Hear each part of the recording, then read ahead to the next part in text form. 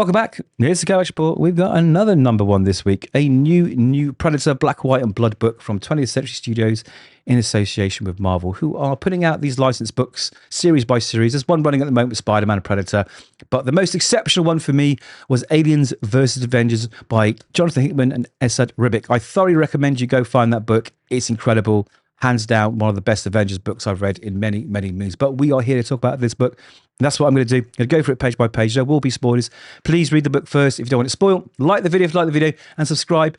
I'd really appreciate it and it will help the channel grow. So let's dive in. Predator, Black, White and Blood. There's three short stories. Bloodwood, the first one's my favourite. Not to say the other two aren't very good. I just like this one the most, by Joe Kelly and Álvaro López. The second one is Once in Future by Eliot Rahal and Brian Level. And the third one is A Place of No Honour by Sarah Gailey and Fran Galán. So, the first story, set in the olden times, the times of panning for gold. Great fortunes can be found, and American men and their families are being enticed to take the long, long journey to New South Wales in Australia, where this new mining concern is springing up. And we meet this young family that is taking that trip, and here they are. And you see the sort of shanty town, that sort of building around where they're mining. There's not much there just yet. And very cleverly and very, very succinctly, Joe Kelly actually passes quite a bit of time and gets you right up to where you need to be. It's done really, really nicely. So I'm going to go through it. So like I say, at the beginning, it is the beginning. They've just arrived. They're working hard. And one night they're having a little beer after that hard day's work, and they notice something fall from the sky. And in those days, of course, if you find something and you claim it, it is yours. So off the father pops, but he doesn't return. And the grieving mother is now informed that Big Jim would accommodate their family, look after them if their husband had died doing company work. But he wasn't on company work. No, he wasn't. So they are left to fend for themselves. Obviously, they need to pay the father's debts and make money to survive. So you'll notice this foreman guy here. He looks a bit portly, and by the end of the page, you notice he's grown quite a lot. So it means he is very much benefiting off the labour of these people, and he's enjoying the labour as well. The other people are just working, right? It's so well done. Anyway, we come to this third panel where we find the mother's decided, look, it's not safe for two women to be here. A lot of these men are criminals. A lot of these men have sort of bad ideas about young women. So they strap up her chest, cut her hair to maybe disguise her as a boy, I think. I think that's what they do. And the mother has to go and work in the Red House. Now, I'm not sure what happens in the Red House, but we're going to find out soon. Anyway, sadly, as we can see, the foreman here, much more portly than before, informs the young girl that her mother has also died. And her money's been stolen. So she is left with nothing but the debt that had been left by her parents and the money she needs to survive. But she wants out of there. So she's forced to work in this Red House. So she's given this little get up. And essentially she's become a barmaid, let's say, a tavern girl. I'm not sure what the politically correct word is, but there she is serving booze amongst the criminals and the boxing and the debauchery. Anyway, the foreman takes a little shine to him. He says, come sit with me to watch the big show. And the big show is a predator. Sans an arm and a bit of his head cut off. So it seems to me that when that meteorite landed, it was obviously a predator.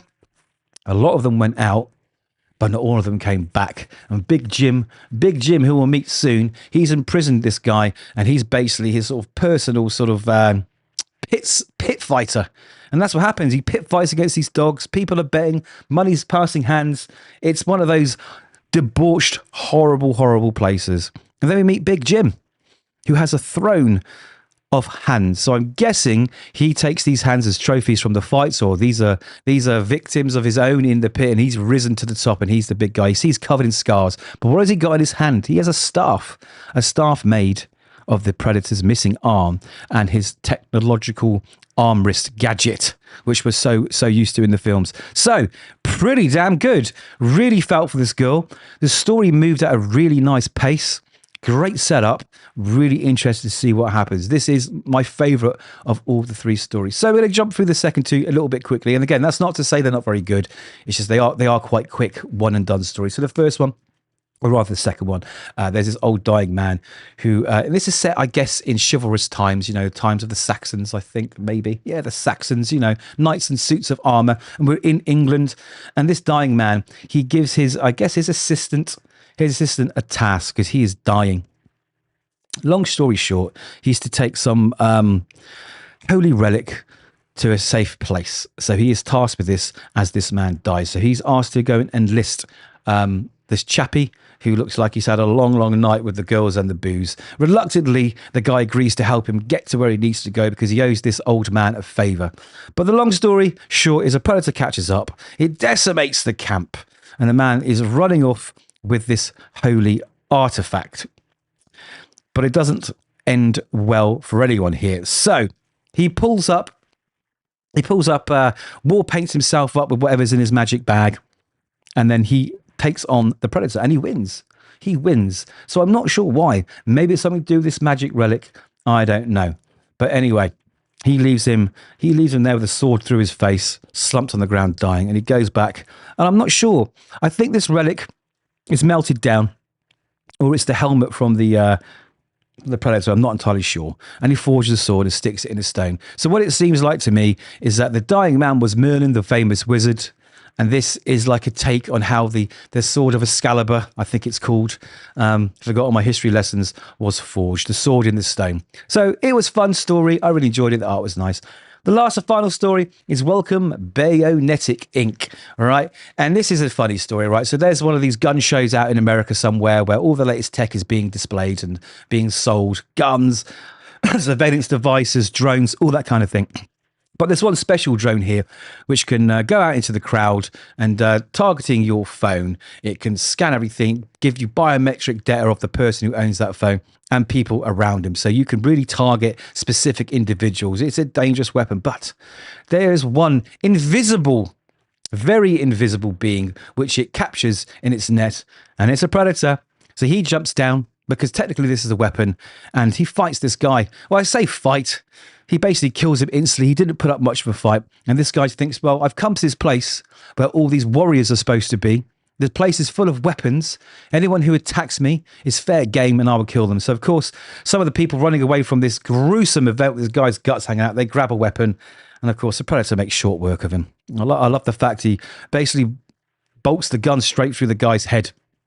There's a funny moment here where someone's playing some kind of fighting game, I guess, on a VR headset, and it looks like he's, swinging his fists at the predator, so he chops his arms off or her arms off. It's hilarious.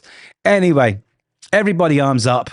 Predator goes haywire, kills everybody, and leaves disappointed because this place had no honor. And that's it. That's the 3 stories. The second 2 were fun little one-shots, one and done. They passed the time really good. But I'm really intrigued by Joe Kelly's story, right? I think this one's got a lot of legs, and I'm really, really interested to see where it goes. I want to know how Big Jim got that predator on. But there we go. That's my review. Those are my thoughts. Please, please, please do let me know your thoughts. I'm always interested to hear from anyone who watches. I'll take care, read more comics, and hopefully I'll catch you in the next video. Like and subscribe.